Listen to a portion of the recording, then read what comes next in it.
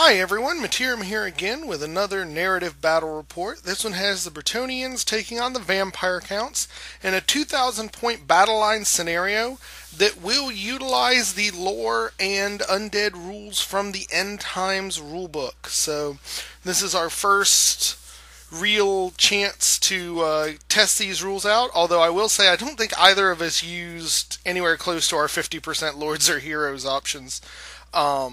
But we are going to give the Lore of Undeath a run and see how it works, as well as the new rules for the vampires. So let's get into it.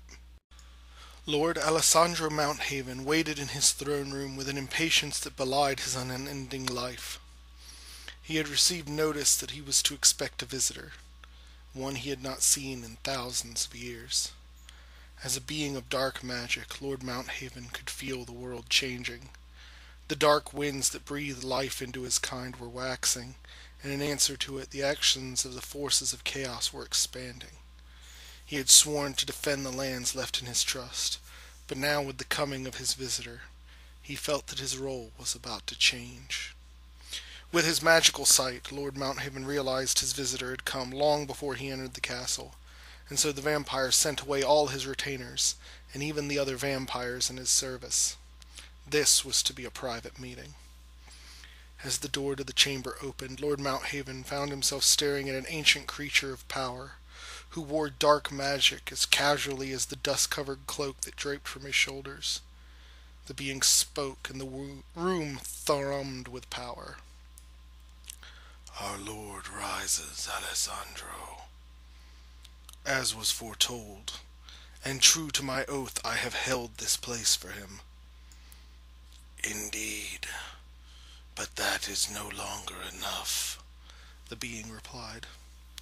"Then what is my new service?" Lord Mounthaven asked with only a tremor of trepidation in his voice. "The humans of Bretonnia find themselves at the cusp of a civil war, a war in which our master has a vested interest. Your ancient foes of House Serpine have themselves a new patron, who would see them interfere with those plans." "And I am to prevent them from doing so?" the vampire asked. "Yes.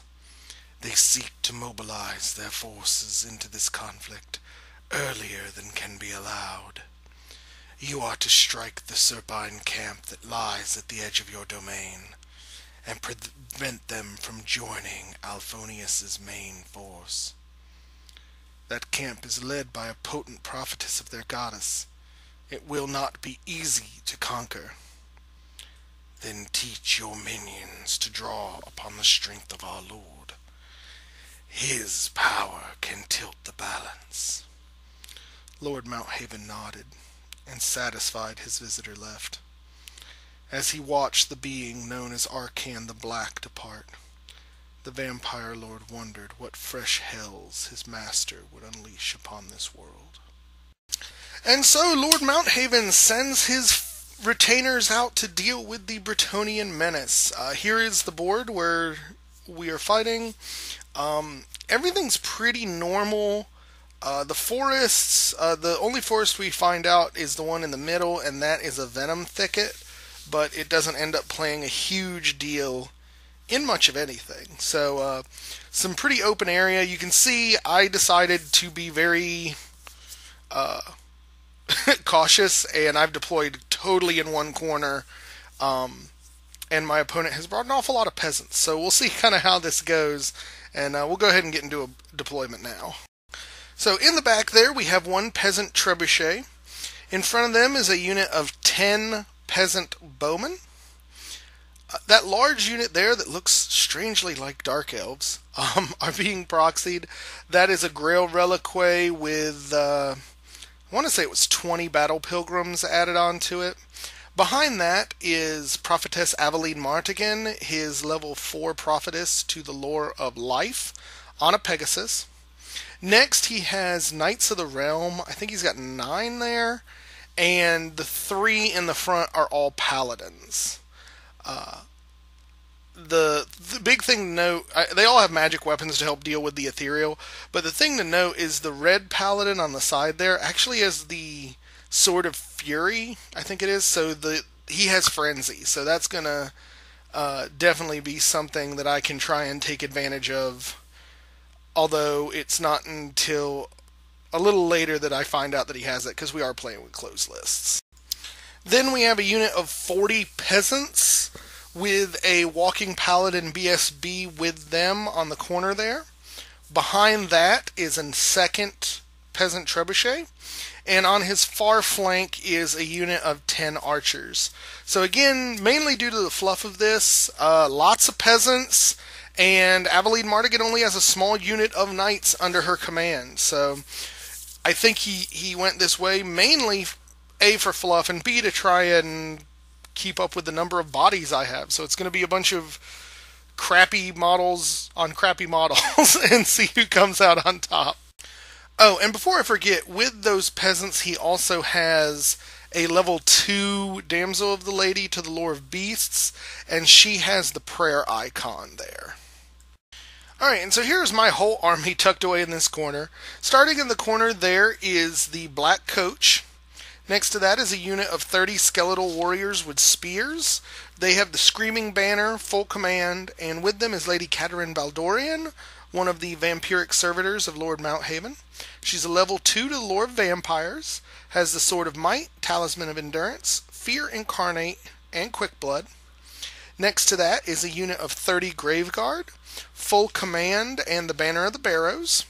With them is a level 2 Necromancer, who's my Dispel Scroll caddy, and he is level 2 to the Lore of Undeath as well. He's my first Lore of Undeath guy. Next to that is a unit of 30 Crypt Ghouls with a Crypt Ghast, and Maladus the Dark Scribe, my general, level 4 Necromancer to the Lore of Undeath. He has the Black Periapt and the Talisman of Preservation. In front of him is a single base of Spirit Hosts, and vanguarded up front there is a unit of 5 Hex Wraiths with a Hell Wraith in it. So mainly my hope here is to stay far enough back from him so that I can use the Lore of Undeath to create chaff that he's not going to get points for, and essentially tie him up. That way I can get in and pick off the units that'll give me points without having to necessarily engage the stuff I don't think I can handle, like his knight units, and even that big block of peasants can be troublesome, because I think stat-wise they're about as good as any of my troops here, with the possible exception of the Graveguard. So we'll see how that works. This army is going to rely very, very heavily on magic, so I need to make sure I'm getting good magic phases and using them well. And if I can do that, I think I can pull out a win here. So my opponent, being Bretonnia, chose to pray to protect that one unit of knights he has, which is pretty much what I expected. So I take the first turn, and as far as my ground blocks, I just kind of move them slightly to point towards where most of his stuff is deployed. I move up the Spirit Hosts to get ready to chaff something if I need to, and I'm running those Hex Wraiths over to the Trebuchets as fast as I can. I need to get rid of those Trebuchets because I have big old blocks of dudes with characters in it. So it can really wreck my face if he gets some good shots with that, so I've got to avoid it. I also want to move up the Black Coach, mainly because I know my opponent is very afraid of this thing. I have some ridiculously good luck with the Black Coach, and pretty much every time that I've used it, I've managed to get it powered up fairly quickly, and it does some pretty good damage. So I'm hoping to put pressure on that, and maybe he'll bring his knights away from it, or very least make him nervous enough to make some mistakes. So that's kind of what I'm aiming for there. So we go into Magic, and I had 7 dice to play with, and used every single one of them, and ended up summoning an empty square of terrain. I didn't get anything. My opponent was all over me, dispelling, and I don't remember if he used his Dispel Scroll this turn or next turn, but I really didn't get anything here, and that's making me nervous. With the way I've got this army built, I really need to start getting some free units up front to block and redirect his units and tie them up so that I am not dealing with his whole army at one time. And I'm not getting it on this first turn. So we go into Bretonnia turn 1. His peasants come up pretty quickly. I think he realizes what I'm trying to do as far as this space goes, and he wants to get those peasants into a fighting position as soon as possible, particularly the ones around the Grail Reliquary. The other thing I notice that he realizes is that I'm going for the trebuchet. So he swift reforms the knights so that if I hit the trebuchet, my only real hope is to go off the board so that I don't take the charge from those knights.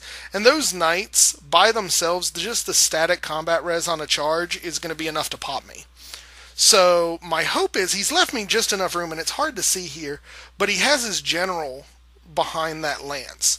So what my plan is I'm going to hit that trebuchet from the side next turn, well, kind of on an angle, so that I can overrun and either clip his general, or if I roll really high, go off the board. So we'll see how that works, but it's my only real chance. I need the trebuchet dead, and I would like it to happen without the hex wraiths getting killed, but I don't know how much that of a chance that is to happen. So during Magic, he gets Throne of Vines off, and pretty much we play this game every turn where he gets Throne of Vines up. I let it happen, I try and dispel everything else, and then I dispel Throne of Vines on my turn. And then we go through shooting, and his shooting absolutely flubs. He does nothing on it. So we go straight on to Vampire's turn 2. And the Hex Wraiths charge into the Trebuchet and make it. And again, my hope here with this overrun, I probably should have just had him slam on ahead and overrun.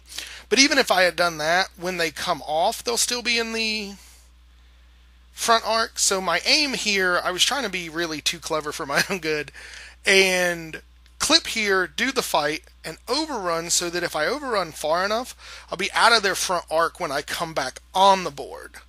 So that's kind of what I'm aiming for here. Either way, the Hex Wraiths are going to totally... I mean, I'm not afraid of a trebuchet at all with them, so that trebuchet is going to die. And then everything over here, I put the Spirit Hosts in the forest so that if he does come to get me, he's not going to have ranks, so maybe that'll help not have that Spirit Host pop instantaneously.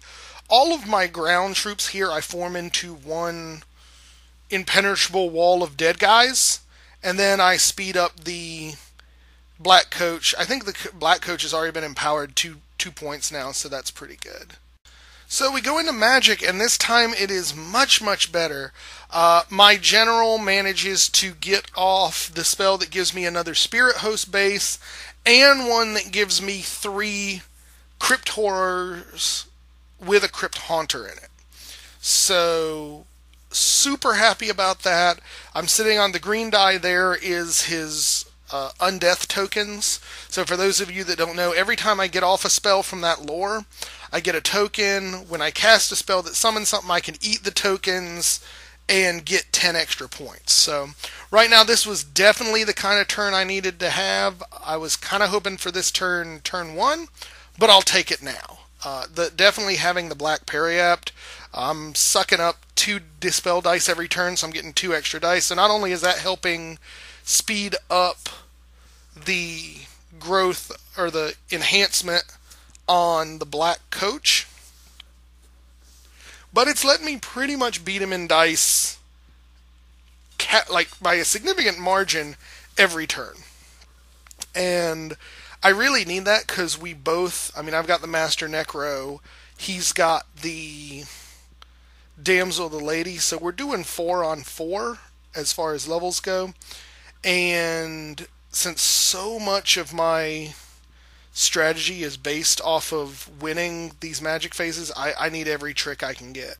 So we go into combat, and obviously the Hex Wraiths just destroy the Trebuchet, and then I overrun a pathetically tiny amount.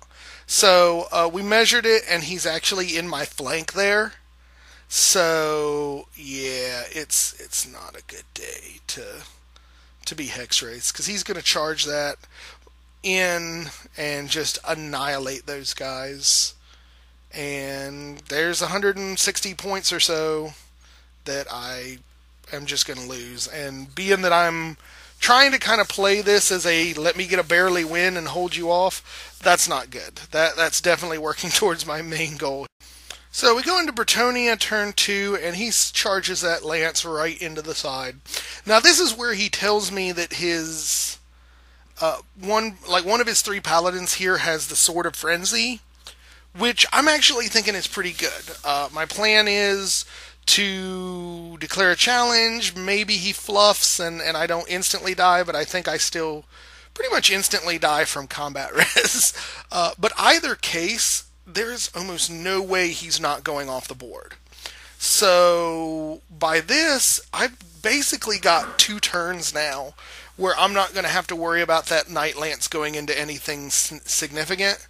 And given the way I'm trying to fight this battle, that is awesome. I could not have asked for a better sacrifice of those 160 points. So I'm not feeling so bad about the hex rates buying it right now. And here in the middle, he actually failed a charge against the Spirit Host. He needed something very small and rolled Snake Eyes. So he stumbles forward. And the downside of that is now he's in range to catch it in the flank from those 3 Crypt Horrors that I summoned, as well as if I want to throw the new summoned Spirit Host in there, I'm within an easy charge there as well.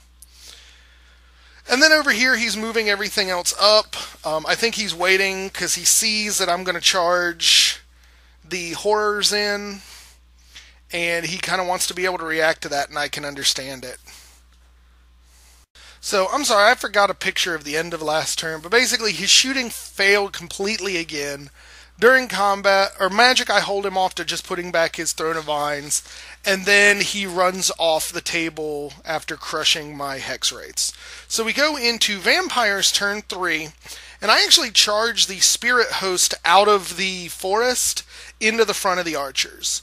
It might be a little bit of a grind, but now that I don't have to worry about the knights anymore, I actually think I can kill them, get a little bit of points there, and overrun, so that I'm essentially blocking up that area where he's got to come back in.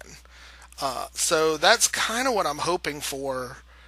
Anything to tangle up those knights, because they're really about the only thing I'm super afraid of in his list, because I don't really have any good way of dealing with it. But I nailed the charge there, and I'm feeling very, very happy about that. And over here, I do slam the Crypt Horrors into the flank of the Grail Reliquary unit and move up the Spirit Host to block the other, well, to try and block the other peasant unit from coming in, but I'm not quite far enough. You notice the Spirit Host has 3 wounds on him. I forgot to say, last turn, the level 2 beast chick in that peasant unit blasted him with a Flock of Doom and hit him for 3 wounds. So what I'm planning here is during my magic phase, I have 2 healing spells, one from the Lore of Vampires, one from the Lore of Undeath. And the one from the Lore of Undeath, in addition to healing me, also moves him a little bit. So if I can get that one off, I can push him up over the wall and actually turn him into a redirector for that peasant block. So again, really trying to focus on getting the magic off to make up for, well, just every weakness this army has. Then over here, I bring up the Black Coach. I think it's up to 4. After last turn, it's up to 4 upgrades. By the end of the game, I get it upgraded all the way, but I don't remember exactly when it gets to each individual point. Everything else here, I kind of stagger this line because I'm thinking that those horrors are going to hold up the Grail Reliquary for a little while, but I want the Grave Guard that's in the middle to be able to support if necessary. And I'm holding the long spearman unit back so that if his knights come on the board and they go after the Black Coach, I can bring them in to break steadfast. And so magic, I do end up healing up the Spirit Host, get him moved into position. So magic went perfectly for me. I also crapped out a whole nother unit of 5 Hex Wraiths right next to my general. So we go into combat. The Spirit Host does enough damage to put a hurtin' on the peasants. They break and are run down, and my Spirit Host ends up exactly where I wanted him to be. And combat goes on here. The peasants don't end up hurting the Crypt Ghoul or Crypt Horrors, and I managed to kill, I think, 5 peasants. He has the option to turn around, or to try and turn around, but he decides not to because that would be presenting his flank to the Grave Guard, who would come in, and he's frankly more afraid of the Grave Guard than the Crypt Horrors, and I'm not always sure that that's right. So we go into Bretonnia turn 3, and I'm not entirely sure why my opponent chooses to do this, but he sends his BSB out of that unit into the Spirit Hosts. I think this was a huge mistake. Yeah, the BSB is pretty much going to ice that Spirit Host, but now he's basically set it up so that I can run the Hex Wraiths right over the BSB. I mean, because he's going to kill, even if he overruns. I mean, I don't know, I guess maybe he was hoping to, like, kill the Spirit Host and then overrun all the way into the Hex Wraiths, which I guess could have been possible. He would have needed a really good, well, a decent overrun to do it, but I think he could have just as easily done that with the whole peasant unit. And so I'm really confused as to why he chose to do that particular run out. So during normal movement, knights come back on the board, end up forming up to stare daggers at my Spirit Host. Not super concerned about that. I'm going to run circles around them anyway. Since he's so close, I can just kind of duck back around him to get out of his front arc. That's, I think, one of the downsides of the Lance formation, is that they're so thin there. If you're close enough to them, it's pretty easy to get out of their front arc if you need to. So during magic phase, he gets off another magic missile and blows this Spirit Host away, which has me a little nervous. Now he's got an open field to get those knights through, and really the only thing that serves as a threat to stop him from just coming through there as fast as he can is the Black Coach. And it's kind of a thin thing to base your entire strategy on, is how afraid your opponent is of a single chariot. So, the only thing I think that's good is to keep him back is at this point I have gotten the upgrade for it where its impact hits are killing blow. So that does have him very nervous. So here in the center, you'll notice that I only have one of those Hex Wraiths of 5 I used to have it there at the bottom. He ends up doing Flock of Doom and miscasts it, blows 4 of them away, and gets the small round template. He pops the prayer icon, so it doesn't, I think it ends up killing 2 peasants and doesn't even wound the caster. Problem is that the small template touched the BSB who's fighting right in front of it. So he takes a strength 10 hit and is wounded. So now all I have to do is 1 wound with either the Spirit Hosts, or next turn I can zoom that 1 remaining Hex Wraith over him, hope to get the wound there. So he's very, very precariously positioned with that BSB right now, particularly since he's relying on a lot of those rerolls. So I think this is definitely a mistake to have brought him out here.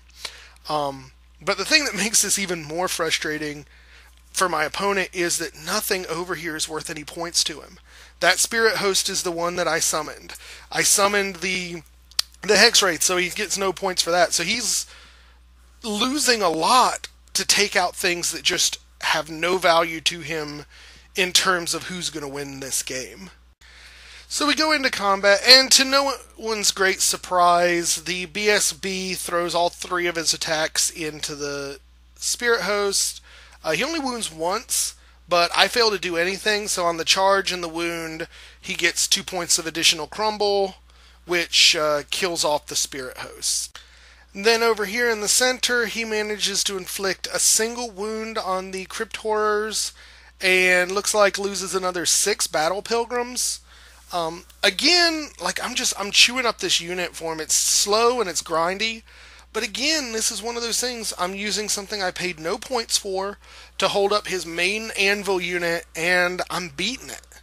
And really, the threat of my other units over there is enough so that he's not bringing anything in, like he's not turning the unit to bring more attacks to bear. And even if he was, he's hitting, I want to say he's hitting on 4s, wounding on 6s against these guys before you even factor in my 5-up regen. So there's really just not much he can do about it. So here we start Vampire turn 4 with me running that single Hexwraith over the BSB, and the Soul Strider wound ends up killing him.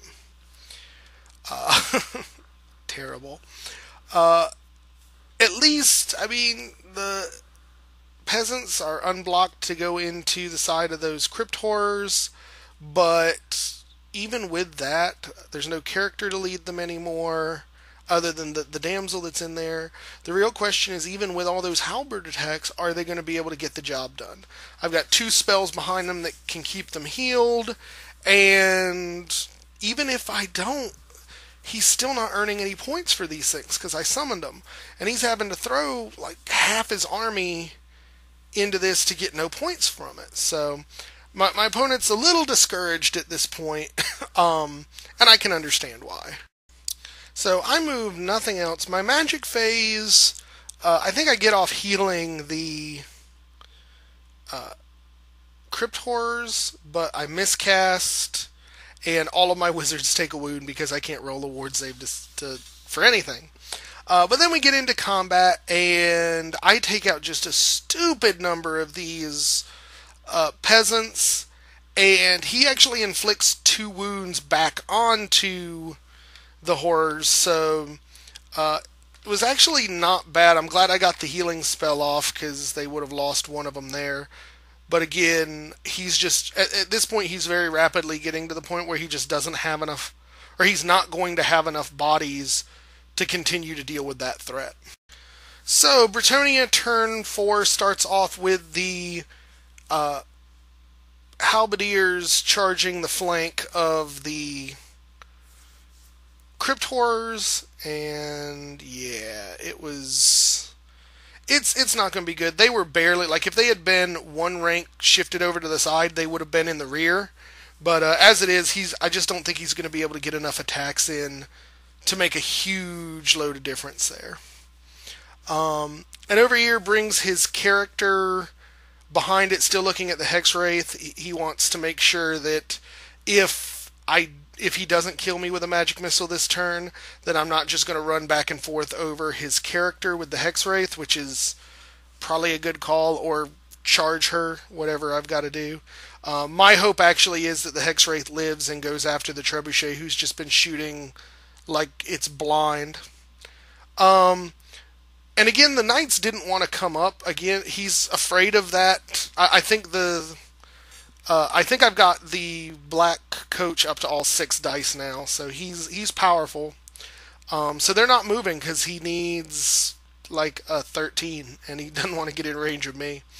Over here, he does get the magic missile off that kills the Hexwraith, which is good, and then gets I don't remember what it was here. This might actually be the Trebuchet hitting for once.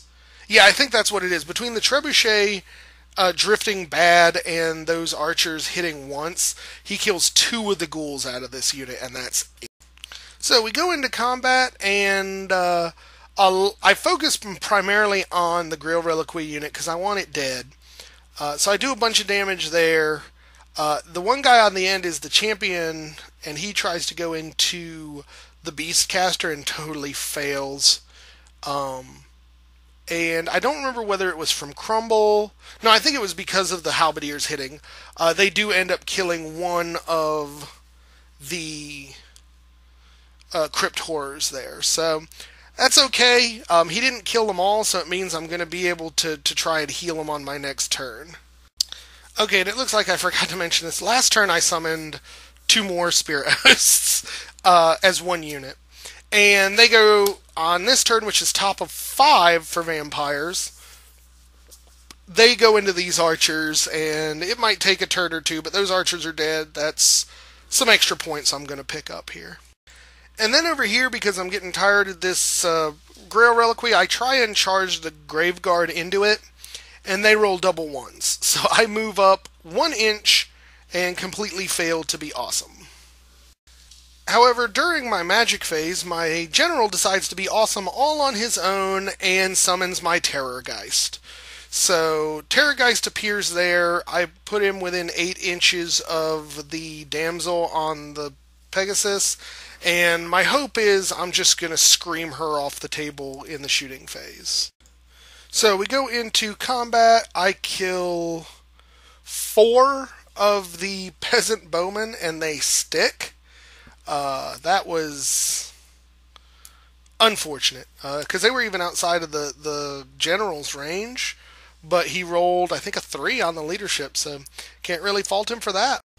Oh, and actually, I have to go back to last magic. So not only was I able to get the Terrorgeist off, I had 12 dice this magic phase, managed to get the Terrorgeist off and use the 2 healing spells to get the third guy from that Crypt Horror unit back.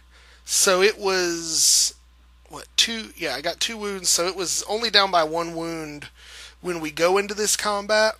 And again, it's just a good number of attacks. I do finally manage to kill his damsel in that unit, which is again good. No more beast magic, makes me happy. I do a few wounds to the Reliquary unit, but still less than I really should be at this point. But he wins from, I think he wins from static combat res, and by the 2 points needed to kill the guy off again. So he just appeared out of nowhere, beat some dudes up, and then died horribly. So we go into Bretonnia turn 5. And again at this point, my opponent has basically allowed himself to be too afraid of the Black Coach. I know there's a good chance he could lose some stuff and I could counterattack, but frankly, it's better that he needs to get in here rather than leaving all of these knights and 3 paladins to do nothing. So we go into top of 5. He chooses not to charge into anything again and moves his general to the other side of it. And at this point, I'm thinking, okay, not caring about the general, I've still got a full-powered Terrorgeist. I'm just going to fly next to that knight unit and try and scream half of them off the table. Oh, and in case you're curious, the reason why he still has a general, I did scream at it with last time, but I rolled so pathetically bad that it only took a single wound. So that was not good. I'm hoping to do better against the knights on top of. And we go into combat, and the ghosts kill 2 more archers, and the archers break. They run 3 inches, the ghosts run 2 inches, and they're standing there like that. Pretty sure I'll be able to catch that unit and run it down, but that's going to be the last that those ghosts are going to do for me this game. And here we go into combat again. I think I kill a couple more peasants, but now just the weight of numbers are starting to go against me. I think he didn't do any wounds, but I think it's the static combat res that ended up killing off the second guy. So there's only 1 left, but still, that is I tied up both of those units pretty much for the whole game, and pretty much annihilated the Grail Reliquary unit for 0 points. So top of 6, I figure it's time to turn off this Grail Reliquary. So I charge in a bunch of Graveguard at it. And, yeah, I want to eat that thing bad, and I think I've got enough attacks to make it happen here. The one thing I do know is that it does bring, like, the tail end of that unit into the front arc of those knights, so I really need to kill this Grail Reliquary and keep going, or I'm in trouble. I charge over here, and obviously the ghosts run down the last 2 remaining peasants and kill them. And then over here, I just shuffle some units around, and I move the Black Coach way over here, deciding, you know what, I gave him 2 opportunities to play chicken and come get me. I don't want to run the risk of him deciding to go after the easy points of the Black Carriage, and I run it around behind this building to hide it from him. Then I moved the Terrorgeist over there, so we go into magic. I end up getting healing spells off again, healing up some guys, and then I scream into the knights, roll badly again, and only kill 2 of them. So we go into combat here.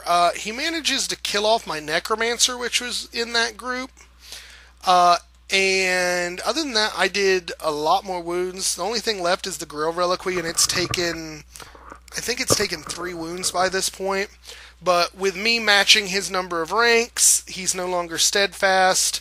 The peasants needed double 1s. They break and run off, but I can't pursue. And the Reliquary stands. So we go into top of turn 6, and in come the Knight Brigade. They're going to come in, do some pain, but I don't actually think they have enough capability to do enough wounds to delete that unit. So that's really what they need to do since it's top of 6. So during magic, he ends up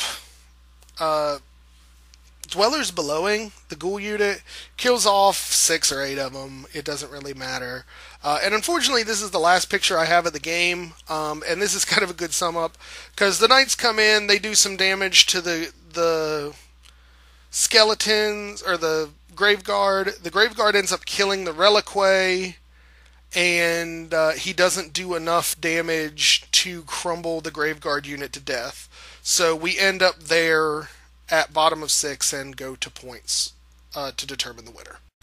Flee, my lady! That was the last thing Aveline Mardigan heard as the knight unit under her command slammed into the skeleton warriors. She saw the Terrorgeist turn its attention away from her and onto the knights, and she spurred her wing mount Tiberius to leave the area. She flew for what seemed like hours until the mount grew tired. She landed in a small clearing next to a creek to let Tiberius drink. As she bent over herself to wash the dirt from the battle, she saw a shimmer come from the creek. As if a doorway had opened, a beautiful young woman emerged carrying a small chalice and dressed in a gown as blue as the afternoon sky. Aveline knew her immediately and went to one knee. "My lady enchantress," Aveline whispered. "Arise, my dear, and look at me," the lady face stated. "Now is not the time for reverence." Aveline rose as commanded and looked upon the beauty of the lady's enchantress. "Aveline, our lands are in turmoil. Your lord has chosen a path that will take him away from the blessings of the lady. He is under some spell that cannot be broken. At this time, Bretonnia will suffer because of his choices. We cannot stop the ripples that will wash over our great land. Our lady has risen the first king to challenge your lord, but I have foreseen that this will not be enough to stop the chaos that is to come. Our lady has chosen a new lord as her champion, and to be the redeemer of Alphonius. However, his path is not an easy one. He will need your strength and guidance through this. A new evil is rising that will sweep across the lands like the desert winds. Our beloved land and those of our allies will be ravaged. My lady and I cannot stop this from happening. It will seem as though we have forsaken Bretonnia. You must trust that we have not, and will return as soon as the lady feels that it is time. There will be sadness, destruction, blight, but this is to happen for a reason. Trust that the end will justify the means. May Our Lady bless you in your path." With that, the enchantress turned and returned to the waters from which she arose. Upon the saddle of Tiberius sat the chalice she was carrying. Aveline fell to her knees and wept. Wept for her lord, wept for her land, and finally wept for her lost sister's soul. So, after we totaled up the points, it was a pretty big win for the vampire counts. The thing is when we totaled everything up, Definitely losing the BSB hurt my opponent, as did lose that last turn where he lost the Grail Reliquary. There's a lot of points there. But I think what made it worse is that when we looked at everything he killed of mine, as far as stuff he actually got points for, it was only like 300 and something points. He really didn't get much. He didn't get my big character. He didn't really get much that wasn't summoned. So that was problematic. And was definitely something that made my opponent unhappy. As far as general thoughts on this list, it's obviously a skew list to take advantage of the Lore of Undeath. I don't think it could have worked nearly as well had this been a more traditional Bretonnia list it was facing. I think additional Night Lances would have really messed me up because it would have gotten behind what I was able to summon and gotten into the juicy bits of my army, and it could have been problems. I also think, too, I got off easy because my opponent, he didn't bring in the knights when he needed to. He let himself be intimidated by the Black Coach way longer than he really should have. I mean, I know the Black Coach, once it gets pumped up, it can do some damage, but you can't let, essentially, your opponent have his way with your army just because you're afraid of losing a Night Lance, because ultimately he lost the game, and if he had brought the Night Lance in, he may have been able to do something. I think I definitely hold to the idea that the possibility of success definitely outweighs the certainty of failure in the case of inaction. So, in general, thoughts on the Lore of Undeath. In general, we weren't all that impressed with it. I think from the point of view of my opponents, it was frustrating to have to deal with all that chaff, which I think is really the strength of the lore. It lets you kind of pop out chaff and these small, tough, monstrous infantry units when you need them to be pumped out, and it gives you a lot of control. On my side, I ended up having like every undead model I own in a chair next to me. I had 3 books open, the Tomb Kings, Vamp Counts, and the Nagash book, because I couldn't find those freaking Undeath cards anywhere in my freaking state. Sorry, mini rant there. And I felt like my attentions were in the book the entire game rather than being in the game. And so I think, to a certain degree, I feel bad because it feels disrespectful to my opponent when I'm not even really paying attention to what he's doing. And because I'm too busy looking through the books to find what I'm going to summon next turn. And maybe if I had memorized more stuff, it would have been helpful. But even then, because we use Army Builder, all the stuff you summon isn't in the Army Builder sheet, so I'm having to have books open all over the damn table to just look up the stats for stuff. So, I'm definitely going to get a couple more games in it, but they're definitely going to be more narrative games and less skew lists to take advantage of it. One thing I definitely thought, I would not want to take the Lore of Undeath exclusively in a Vampires list. I did miss the ability to use the lore attribute from Lore of Vampires to heal my characters after that miscast that hit every caster. That had me very nervous. But all in all, it was a fun game. It definitely showed some of the strengths and weaknesses of the Undeath lore. And I did get to summon a Terrorgeist, which was cool. So that was kind of fun. Though that was probably the most useless Terrorgeist I could have possibly summoned. He ended up doing, in 2 turns, because he came in 5th, in 2 turns he did a grand total of 3 wounds, which is just absolutely terrible. But it's 3 wounds that I didn't pay for. So the way I kind of look at it is it's the equivalent of if I had cast a magic missile and it inflicted 3 wounds, 2 on a knight and 1 on his general. So I guess I can't really complain too much, because free wounds is free wounds, and I'm not going to get a bitch about that. So all in all, it was a fun game, and we're going to definitely be playing more of these end times fluff-wise scenarios. I don't know how much we're going to be using the rules, but definitely keep an eye out for that. We're also going to keep doing the narrations and lamentations with Matiram and the boys, so feel free to drop by the channel at 9 p.m. and check out that. Should be lots of fun. Other than that, thank you guys for watching. Please like and subscribe, like the video and subscribe to the channel, and we will catch you next time. Thanks a lot.